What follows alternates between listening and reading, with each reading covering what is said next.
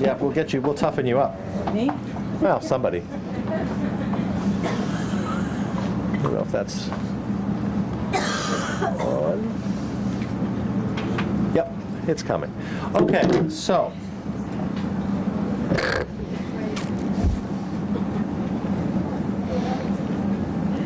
So what we just did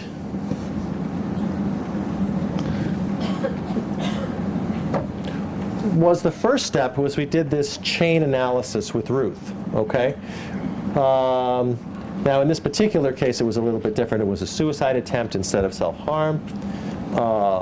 But she started out with some primary emotion of sadness, which she wasn't aware of at first, but we found some other things like her judgments, and she got hopeless, more hopeless than worthless, and some other emotions like shame.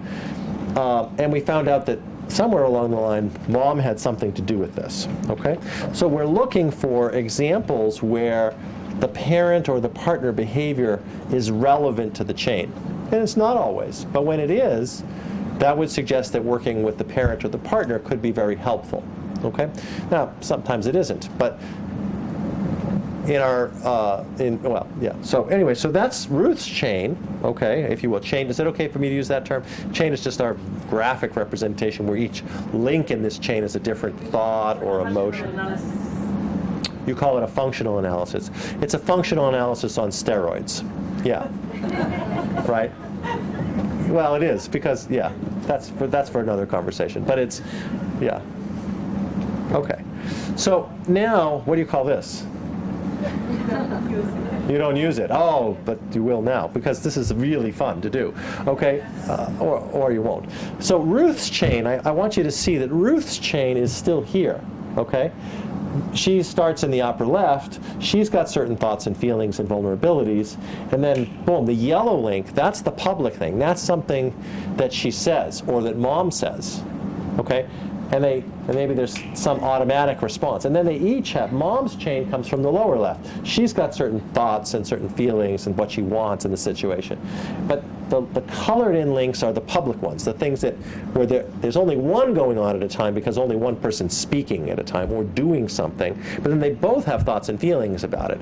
And then another person does something, and then they both have thoughts and feelings.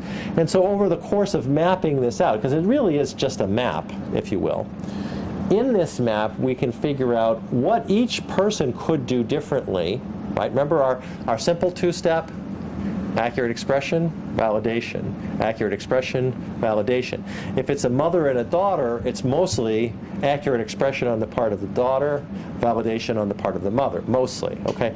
That doesn't mean that those thoughts and feelings that mom is having are irrelevant, but I'm the one that has to validate those, okay? I want her to get validation for her experience from me, not from her daughter. I don't want the daughter to feel, the daughter started to do it, and depending on her age, that might be okay. Okay, but I don't notice I don't want this to become about mom's feelings. I want this to stick with there's one person here tried to kill herself. We got to fix that. Okay, that's our main target. Okay, so then down here we have the suicide attempt or self-harm at the end of Ruth's chain, but mom's behavior was relevant to the yellow and the blue, having to do with this argument, and she's not trying, she's just a lazy bum, whatever it might be. Okay, does that help? Yeah. Okay. All right. So if we're going to do this, what Ruth described at the end of this argument was pretty typical in our clinic, was a lot of despair and a lot of distance. That sense of hopelessness for somebody with borderline personality disorder comes out of a sense of distance sometimes. Not all the time. There are other things that can produce it, but that feeling of disconnection. The vast majority the vast majority of suicide attempts occur in the context of a relationship breakdown. Okay? Either extreme loneliness or rejection or perceived rejection. The vast majority of suicide attempts occur in that context. Okay, so that's why I was interested, what happened with mom, and the combination of the argument and the criticism and the invalidation the night before, and then mom not speaking to her in the morning, not coming in to say hello or goodbye for the day or something, that seemed to have a big impact as well. We would go over that. Okay. Now, for parents, we do a lot what Yvette described earlier in terms of having a parent group, okay? We also have a couples program where we do some family psychoeducation. And the psychoeducation is actually fairly straightforward, but we talk about what emotion dysregulation is and about the transactional model and no blaming and walk through this two-step. And there's a variety of different ways we do it, but we really say and emphasize the role of skills as empowering people to make different choices, okay? So if Ruth's mom can validate, she can understand what it's like. If the skiing metaphor helps her understand Ruth isn't being lazy, there's something different, then maybe maybe Ruth's mom can learn to say, why is this so hard right now? Which is a reasonable, validating question. Like, this is really hard for you right now. I don't understand it. Why is it so hard? Not in a challenging way, like it shouldn't be, it's no big deal, but in an empathic way. Like, why is this so hard? It seemed like sometimes you have no trouble doing this, but right now you're having trouble doing it. Why? What's different right now? And that question, of course, is open to a variety of answers, and because it's validating and interest and demonstrating interest, it likely is going to have the impact of reducing Ruth's arousal. And if it reduces her arousal, her expression can get more accurate. She can explain what's different, and then mom can do something else validating, which might just be listening. It could be something more. They could move to problem solving, which they did here as well. It doesn't have to involve problem solving, but it could. Okay, yeah.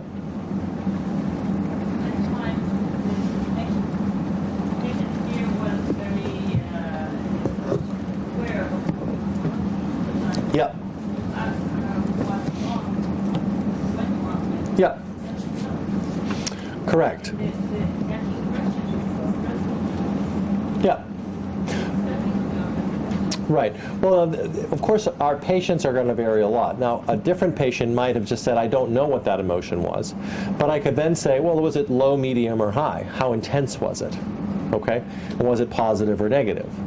And I mean, I've never had a patient who couldn't say it was big and negative. That people can do that. And then we would call that accurate expression. It's not fine-tuned, but that's perfectly good to say to mom, I don't know, I was overwhelmed. It was just overwhelming. That's actually not bad. Okay, how do you feel? I'm your teenager. I say, I'm feeling totally overwhelmed. That's much better than, you're a big jerk, you don't care about me, leave me alone. It's very hard to say, what's wrong, honey? You're a big jerk, leave me alone. It's very hard. Whereas I say, I'm overwhelmed, it's easier to say, well, what happened? Or just to let's go for a walk. Let's do something. Let's get your mind off. Let's do something distracting, or just change the subject. There's a lot of possibilities then. So it doesn't have to be terribly precise. And that's part of the reason for me having the individual session with Ruth, is to get to the point where she can express something accurately. If she starts out the conversation by saying, the problem was that mom is a big jerk. No, I wasn't upset at all. She just was a big jerk. And that's not enough information. There's no description in there. So we have to get some. But it doesn't have to be precise. Am I answering your question? Yeah. Okay. All right. Okay, now part of the motivation for the parent or the partner is to recognize that if we change our part, and that has some benefit to you, if I do something different, and that has some benefit to you, then your behavior is going to change, which has some benefit to me. So we're not actually asking parents or partners to be highly altruistic. We're asking them to be effective and do things that are good for both of them, not just things that are good for the other person. We actually virtually never say, gee, you should do this because it's good for the other person. Right? The most effective interventions are, well, how would it work if you did this? Would that be helpful to your partner or to your child? Yes. Well, how would it feel for you? Pretty good. Okay, so we look for these win-win. Like, I can say something that's good for you, partly because then I'm not feeling out of control, and also partly because then your response is less toxic. So that's good for both of us, okay? So that's important. Now, there are all kinds of skills involved, and obviously we just have a short session here, but some of you might have, I have a whole module that's available in English and a bunch of other languages, but not Hebrew, but sorry, but if you like French or you like Swedish or German or Korean, I can send it to you in other languages. But in our module, we actually have handouts to teach parents and partners the skills that are necessary to do their part in this two-step, okay? Mindfulness, accurate expression, relationship mindfulness, relationship activation, validation, acceptance, and parenting skills. Now, I thought that there might be a couple of, we might just try a couple of things. Would you be willing to just try an exercise or two with me? Yeah? Okay, so for example, let's imagine, first I'll do a demonstration, okay? Somebody want to do this with me? I promise it's not too provocative or anything. It's not big. Come, do it with me. Yeah. Thank you. All right, so let's imagine, okay, you're furious at me.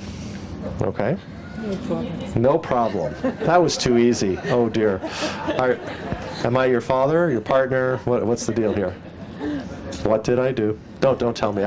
Let's assume I don't know, but you're furious with me. Okay? Okay. You're like, okay? Really judgmental, stuck. You don't have the motivation. You're not finding the motivation to remember that you love me, that I'm your father or your partner or something, okay? Notice her body language, right? Okay. So as a therapist, here's what I want you to do. I want you just to go like this. Put your finger up in the air. Okay, now touch my finger. No, hold on. Don't move, don't back away. Just keep it there. I want you just to notice. No, don't push hard. Just notice. Just notice. I'm here.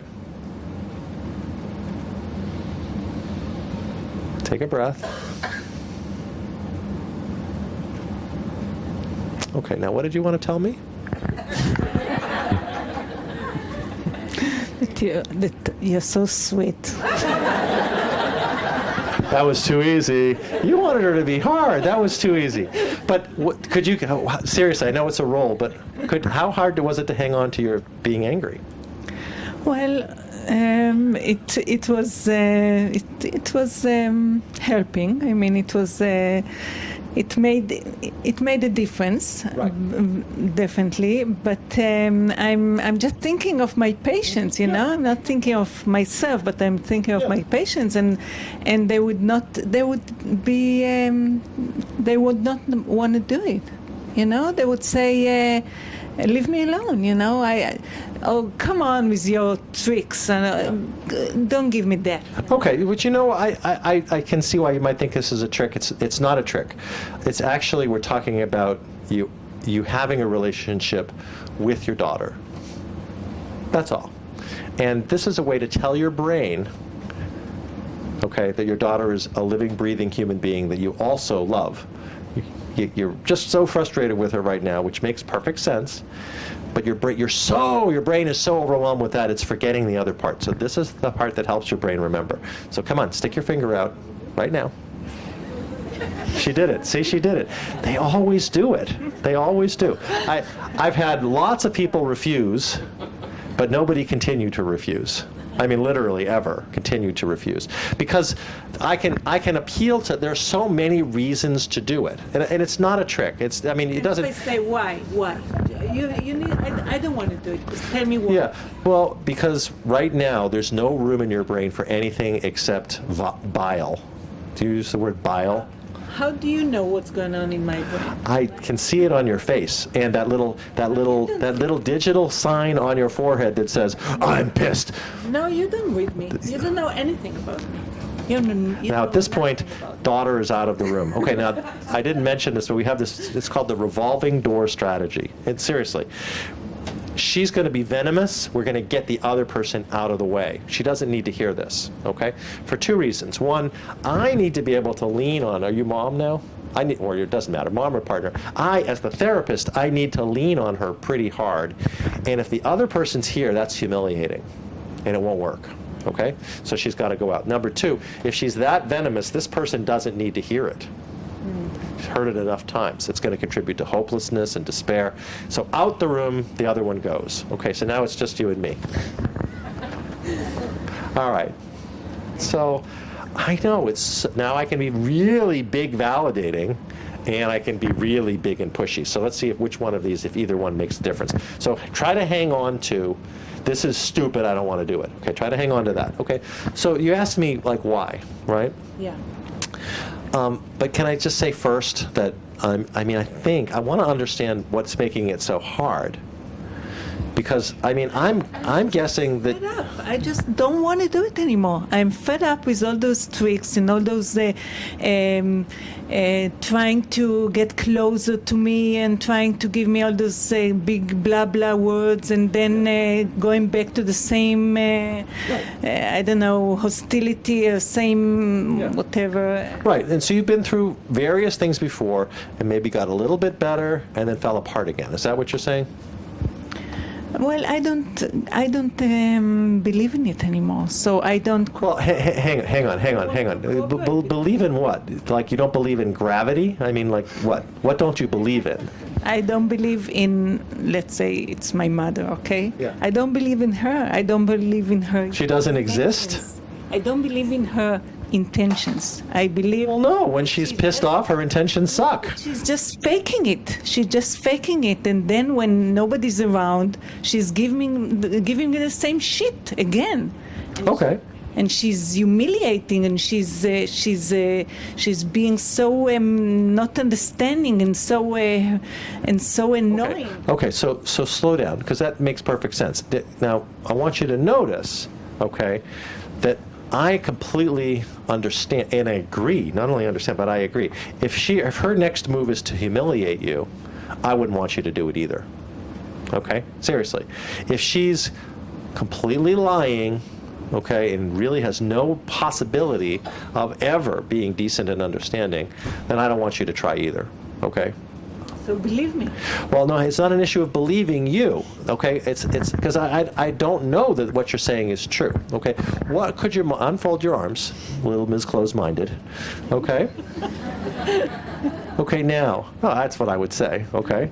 It's DBT. You get to be irreverent in DBT, okay? So I would say, so the question is, how would you know if, I'm not saying this will happen, okay, but if it did, if she were open to the possibility of being interested in your experience and not humiliating you, how would you know? What would she have to do for you to be willing to try it?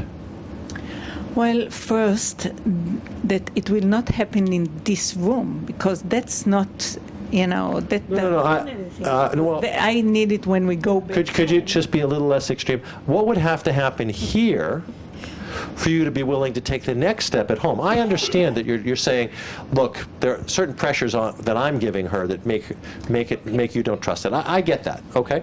But something has to happen here for you to be willing to take a shot at home. What would that be? I would like her to try to explain, express my, how does she see my situation? How she says that she does understand me. I want to hear exactly how is it that she understands. I mean, what does she understand? I think that's a great idea. That makes a lot of sense to me. Okay, but now you have to help her. Remember, accurate expression. You've got to describe it for her to be able to understand it. Okay, are you willing to? I agree. That actually seems like a very reasonable, totally reasonable step that you're asking for, and I'm totally happy to work on that. So, but then when we bring her back in, you've got to have a little tiny bit of patience. Okay, and you've got to be willing then to explain and express accurately what your experience is.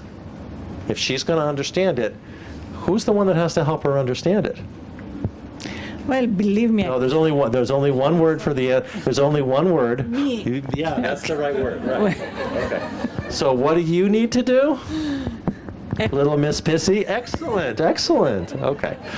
All right. Accurate expression. That's your goal in life for the next 10 minutes. Nothing else. Okay. So you get judgmental. You get pissy with her.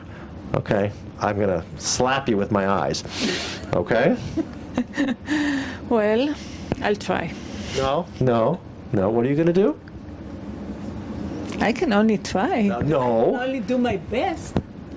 I can only do my Oh, best. totally great, totally best. And if your best starts to not be accurate, you got to stop and we'll kick her out and we'll get you regulated again, okay? I see. Okay. Yeah, see, I can be as big a pain in the ass as you can. But I have to be honest with you, it's not fair because I have more fun being a pain in the ass than you do, okay? Okay, so let's bring her back in and try it. Okay, does this make sense? Okay, now notice I am sincere. This is the playful part. I have to play, I have to like this client, right? And were you being difficult in the beginning? I tried. Yeah. But guess what? I mean, it's guess what? hard for Did I get hopeless? No, because and you gave me the way out. You did. You said, but what you want is totally reasonable. Of course, why wouldn't you want to be completely understood before you take another risk? That makes perfect sense. Okay. Now, how does it feel now as the patient? Well, yes, it feels that you just stick to the, you just stick, you're not giving up. You're not, you just stick to the facts, you just stick to your goal, you just don't let go, and you're being empathic in a very pushy way. We call that the dialectic. Yes. Okay. Thank you. That was good.